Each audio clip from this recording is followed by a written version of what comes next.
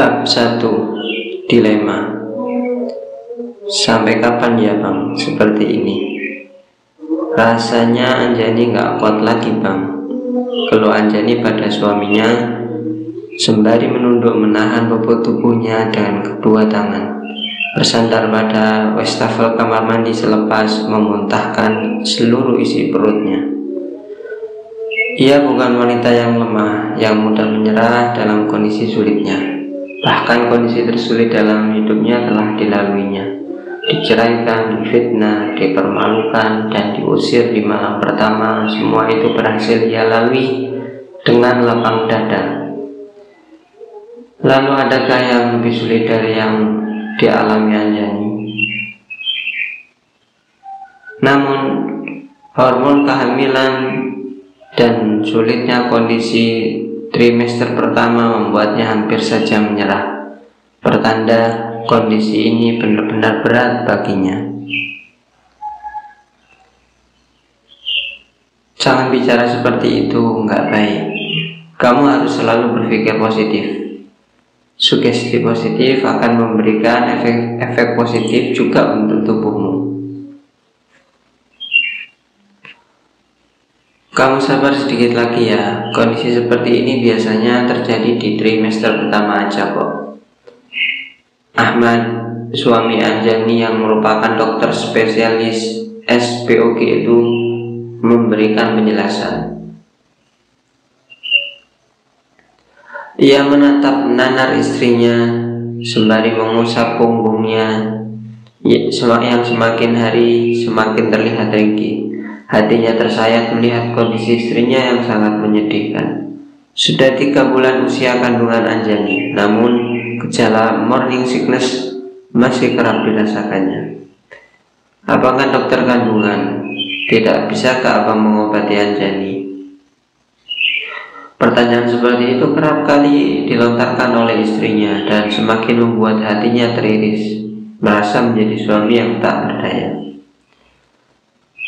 Sebagai seorang yang ahli di bidang kandungan, ia sudah melakukan banyak hal, namun tetap saja efek dari hormon kehamilan memang harus dilalui istrinya. Dr. Ahmad memapa Anjani dan mendudukkannya di ranjang, memberinya segelas air putih untuk menghilangkan rasa tak nyaman dan pahit di mulutnya akibat asam lambung yang terus naik. Perlahan Dr. Ahmad membaringkan tubuh istrinya. Anjani segera meringkuk di bawah selimut yang membalut tubuh mungilnya, memilih memejamkan mata untuk sekedar beristirahat dari rasa sakit yang ditanggungnya. Anjani yang energik itu kini hanya bisa berbaring di tempat peraduan.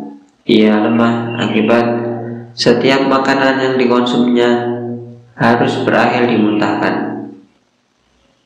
Beberapa kali bahkan suaminya sampai terpaksa memberinya cairan infus akibat kondisinya yang benar-benar drop. Dr. Ahmad memandang sedih istrinya yang meringkuk di bawah selimut. Kehamilan membuatnya benar-benar tak berdaya. Ya Allah, ternyata menangani kehamilan secara langsung tak semudah menasihati pasien yang datang dan mengeluh lalu memberinya vitamin. Selama ini aku hanya bisa bicara dan memberikan saran pada mereka, tanpa tahu bagaimana sulitnya mereka dan keluarganya menjalankan saran yang telah kuberikan. Sekarang aku dapat merasakan sendiri betapa kehamilan benar-benar tak mudah dilalui. Aku hanya bisa berharap semoga kondisi seperti ini tak berlarut-larut. Aku tak tega jika harus menyaksikan Anjani seperti ini. Andai posisinya bisa digantikan. Dr. Ahmad berbicara dalam hati. Saat dia tengah fokus memandangi wajah Anjani yang tertidur, tiba-tiba pintu kamar dibuka dan Zahira dengan cepat berlari ke arah dadinya. Saat gadis cilik itu membuka mulut dan berniat memanggil dadinya dengan berteriak seperti biasanya, Dr. Ahmad refleks meletakkan telunjuknya di bibir, memberi isyarat agar putrinya itu tak mengeraskan suara sehingga mengganggu istirahat mominya.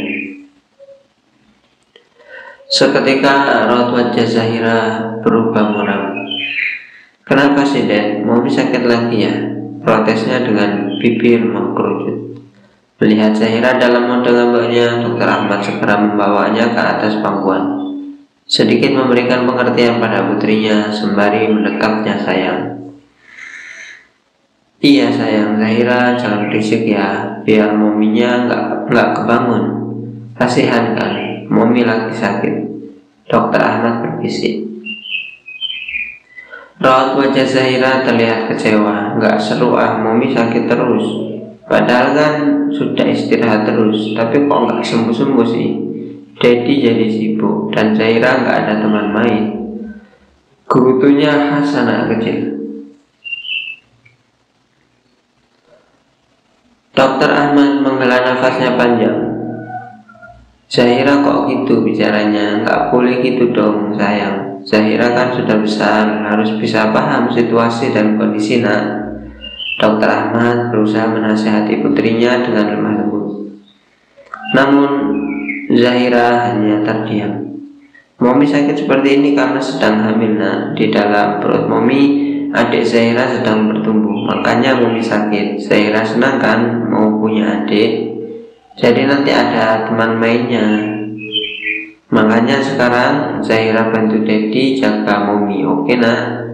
Lanjut Dokter Ahmad memberikan pengertian yang sekiranya bisa dimengerti oleh bocah 5 tahun yang cukup cerdas itu. Namun Zahira tetap terdiam dan tak bergeming. Bukan ia tidak memahami apa yang disampaikan dedinya, namun rasa kesal dalam hatinya telah mendominasi. Detik berikutnya Zahira turun dari pangkuan dedinya. "Zahira gak suka adik, Dad. Adik bikin momi sakit, bikin Daddy sibuk, dan bikin Zahira kesepian." Pungkasnya cukup membuat Dokter Ahmad terkesiap, tak menyangka dengan kesimpulan yang ditangkap oleh putrinya.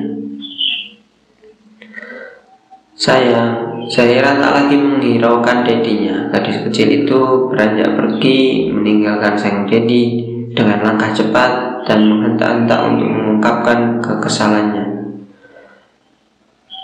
"Astagfirullah Zahira," gumam Dokter Ahmad seraya mengusap wajahnya frustasi. Perlahan beranjak dari tempatnya berniat untuk mengejar Zahira dan menghiburnya. Namun tiba-tiba Anjani membuka mata.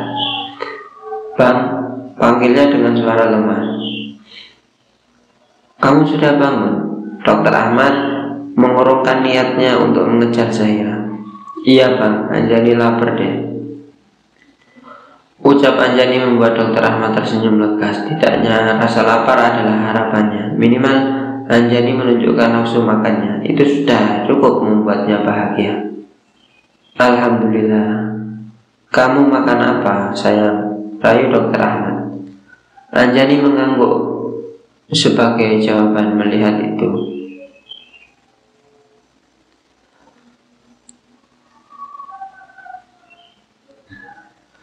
"Alhamdulillah, kamu makan ya sayang," rayu Dokter Ahmad. Anjani mengangguk sebagai jawaban. Melihat itu bagaikan mendapat kejutan bahagia. Dokter Ahmad langsung menyambut antusias. Pasalnya biasanya Anjani sangat sulit diminta untuk makan. "Alhamdulillah, kamu tunggu sebentar ya, biar abang ambilkan kamu makan," sahut Dokter Ahmad bersemangat. Selain itu, ia butuh alasan untuk bisa keluar dari kamar dan mengejar Zahira. "Iya bang, Anjani pengen makan nasi goreng pete deh." "Bang, tapi abang yang masakinnya, jangan Mbak Sri," pinta Anjani manja. "Harus banget abang yang masak ya sayang. Memangnya kenapa kalau Mbak Sri yang masak? Kan lebih enak masakan Mbak Sri," rayu Dokter Ahmad. Anjani menggeleng cepat. "Anjani lagi pengen dimasakin abang." "Boleh ya bang, tapi kalau abang repot atau buru-buru kerja, nggak apa-apa kok, ditunda kapan-kapan aja," ucap Anjani sungkan. Dokter Ahmad kembali menghela nafas. "Ya sudah, abang coba buatkan dulu ya." Putusnya seketika menerbitkan senyuman Anjani. "Iya bang, makasih ya," ungkap Anjani tersenyum haru. "Sama-sama," sahut Dokter Ahmad sembari membalas senyum istrinya. "Oh iya bang, jangan lama-lama ya, keburu Anjani nggak selera lagi kalau kelamaan. Pesan Anjani lagi. Dokter Ahmad tersenyum getir. Insya Allah, sahutnya, kemudian mengecup kening Anjani sekilas lalu beranjak pergi. Dokter Ahmad menutup pintu kamarnya, kemudian sejenak terdiam di sana. Sepertinya menyelesaikan urusan dengan Zahira sebentar nggak akan lama. Semoga Anjani bisa bersabar. Gumamnya sembari berjalan mencari keberadaan Zahira. Langkahnya terhenti saat melihat Zahira berada di ruang keluarga. Gadis kecil itu berada di dalam pangkuan uminya. Zahira masih kelihatan murung. Mungkin dia masih kesal akibat kejadian di kamar tadi. Gumam Dokter Ahmad sembari berjalan semakin mendekat. Hingga samar-samar ia mendengar celoteh Zahira dengan uminya. Zahira kesel Umi, pokoknya Zahira nggak mau adik. Semua berubah gara-gara adik. Bahkan Dedi nggak sayang lagi sama Zahira. Dedi lebih sayang adik yang di perut Momi. Bagaikan dihantam bebatuan, mendadak kepala Dokter Ahmad terasa berat dan nyut-nyutan mendengar penuturan Zahira. Zahira, kenapa kamu bisa berpikiran seperti itu, nak? Ya Allah, kenapa semuanya jadi runyam begini? Gumam Dokter Ahmad dalam hati.